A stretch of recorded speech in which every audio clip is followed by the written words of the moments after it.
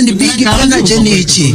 Abo ni abafana ba Yago bitwa Big Energy, ahubwo when it comes to English gang byumvikana nabi, ngira ngo ubwo natwe tugomba kuzafata Big Energy tukayishyira mu Kinyarwanda kugira ngo abayobozi bacu babyumve ko atari agatsiko, bumve ko ari abafana b'umuntu.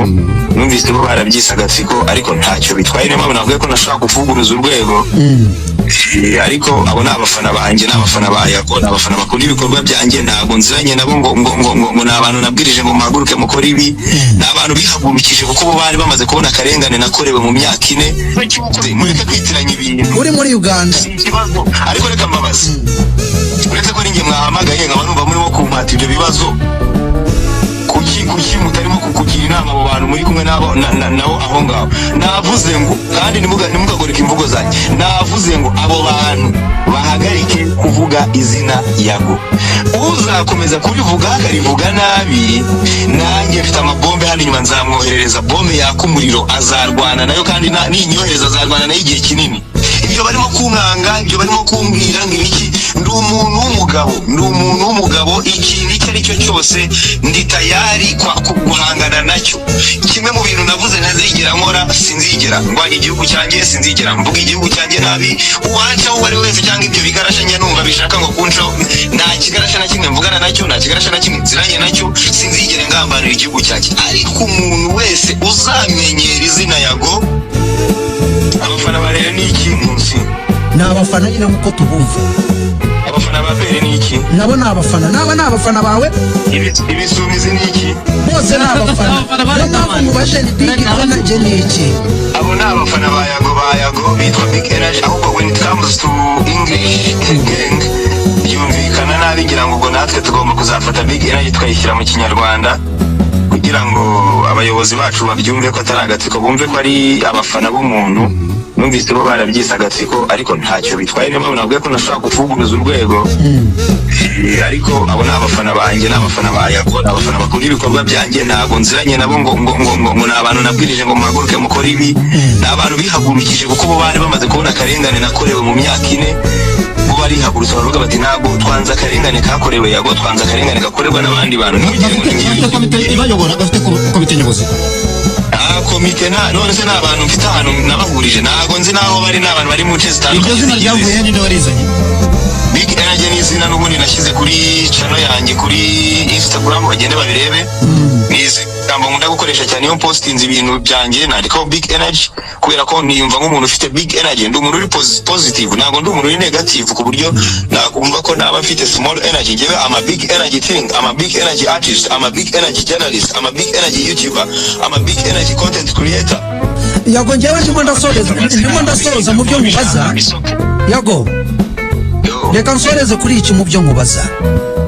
Nyuma y'uko twumvise ibyo umuvugizi wa RIB yatangaje, harimo no gusiba ibiganiro bisa nkaho mukunda gukoresha ijambo ngo ni agatwiko. Birimo agatwiko.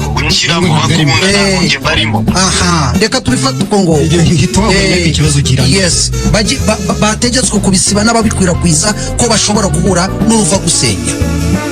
Ibyo kandi abantu baje bakora repost harimo abo ba Big Energy. Urabagiriye nama? Yabagiriye inama se ko nta nama nabakoresheje na mbere. Bo bakomeza barwanya akarengane, nta kindi inama nabagira no gukomeza kurwanya akarengane. Twamaze kubereka ibyo twakorewe, bakomeze barwanya akarengane. Bambwiye ko Energy batari kuri nge gusa, barimo bararwanya akarengane kuri buri muntu wese ukorerwa akarengane kuri social media. Okay, wavuze ko uzabikomeza kandi bo bari mu gihugu, wowe uri hanze yacyo. None ubwo bazabikora. Ikibazo cy'ubukozi mureke kwitiranya ibintu. Uri muri Uganda.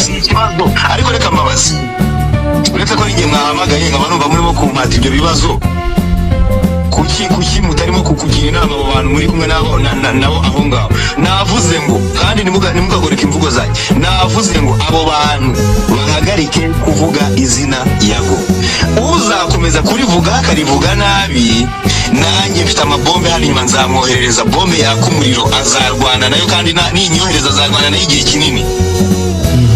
Okay, Yago ubwo buzima bwawe urahindutse. Erega abantu baba bazi ko umuntu atababaye bihagije. Ibyo barimo kunkanga, ibyo barimo kumbwira ngo ibiki, ndi umuntu w'umugabo, ikintu icyo ari cyo cyose ndi tayari kwa guhangana nacyo. Kimwe mu bintu navuze ntazigera nkora, sinzigera ndwanya igihugu cyanjye, sinzigera mvuga igihugu cyanjye nabi, uwanca uwo ari wese cyangwa ibyo bigarasha njye numva bishaka ngo kuncaho, nta kigarasha na kimwe mvugana nacyo, nta kigarasha na kimwe nziranye nacyo, sinzigera ngambanira igihugu cyanjye. Ariko umuntu wese uzamenyera izina Yago akaza kurishyira kuri social media akarya expose nabi, uwo nguwo amasasa azamugeraho. Okay, Yago,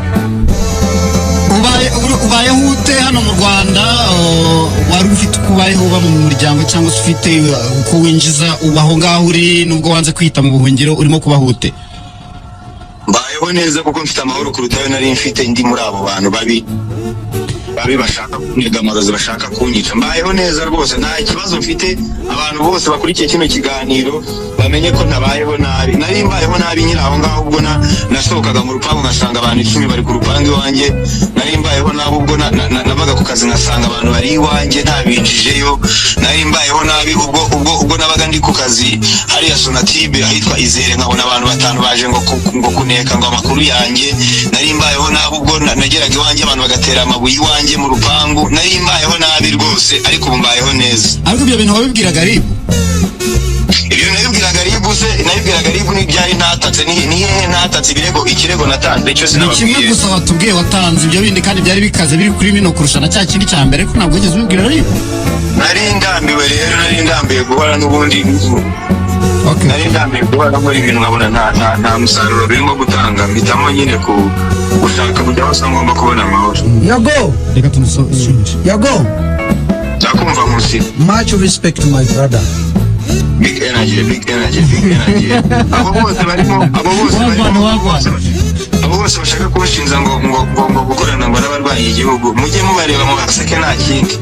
Umva tuzongera dukore iyindi part 2. Urakoze cyane Yago, kandi ndakwifuriza amahoro no kuba ibintu byarangira ukagaruka mu muryango, mu gihugu, tukajya dusabana. Ega niyo bitanarangira nshobora none se ubungubu ngiye Canada cyangwa muri Amerika, si chance umuntu aba yigiriye yo kwigira kwishakira ibiceri. Kuki ko mutanabyumva ko uretse ko uzajya Canada ariko amakuru umuntu avuga ko ariho wari ugiye? Ese ubundi ubwo n'iki niba ndi Uganda, niba ntakubeshye? Sawa sana cyozo. Reka dukomeza tuzongera cyane kiryoshye. Rero umuntu ashobora kongera kuvugisha Godfather, tuzamuvugisha wenda ejo nta kibazo. Iyo niyo bita fair play, mukaganira n'umuntu bisanzwe. Batakubavutana namubuze, ntacyo tuzakora ibiganiro byinshi. Abantu kandi ndabona barimo bandika bati umuhungu yari yararenganye. Nanjye nk'umuntu ufite akanose kuri psychology, Yago yabuze abantu bamuba hafi, ubuzima bwe bwo mutwe barabwangiza. Abantu banje cyo mbakundira muza ni filime, ni polisi zo muri filime. Reka dushimire cyane